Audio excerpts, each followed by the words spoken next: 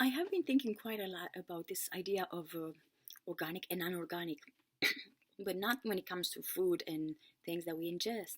Organic and unorganic when it comes to ourselves. And let me give you an example. Years ago, I went to a nutritionist and she told me, Luminita, when you go to the market, make sure you go way in the back because that's where you'll find those sweet old people from the countryside that will sell you products that are, fresh and unaltered and they're organic. So when you like, for example, when you get an apple, make sure that it has spots, that it's not perfect, that it's wrinkled a bit, because that means that it's healthy. It's how nature intended it for it to be. Because if you go on the other side where they do business with all these products, you will discover that, like for example, an apple. If you look at it, it's big, round, juicy, perfect. No spots, no wrinkles, nothing. It looks perfect to the eyes. But why is it that it looks like that? Because not even a worm will come near it, because that's how heavily treated it is, right? So this idea of perfection, right? I feel like when things look too perfect, when we try to make our lives look too perfect, that means, hey, why is that? Like, what is it why we feel the need to make it look so unorganic?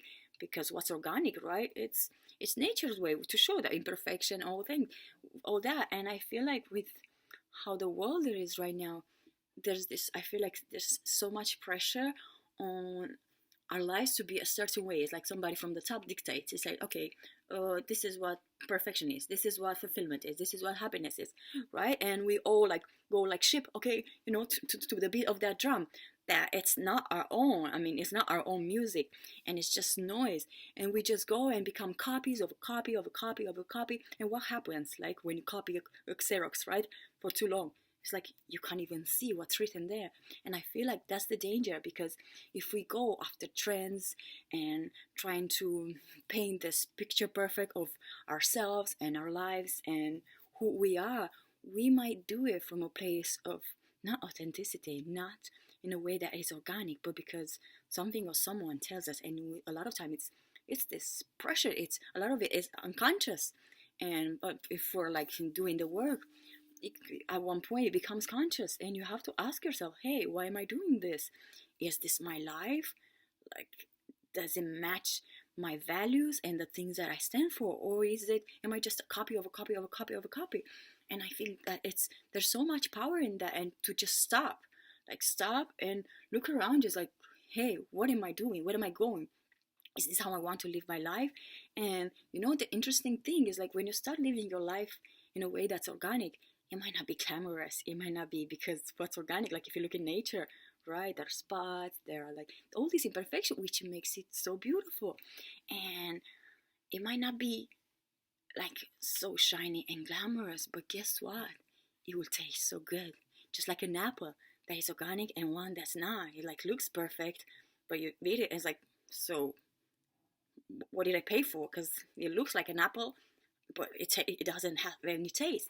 But this one, I mean, it doesn't look perfect, but let me taste it and look, oh my god, it's so juicy, and it's nurturing, and it makes me feel so good and energized. And the same it will be with your life.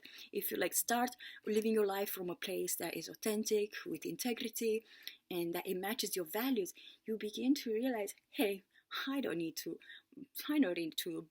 match to the beat of the world. And in fact, there's this cool quotes from Charles Bukowski, and he will say something like, if you want to find the heaven that the whole world is looking for, just look at what the crowd is doing and do the exact opposite, because that's how you will find the heaven.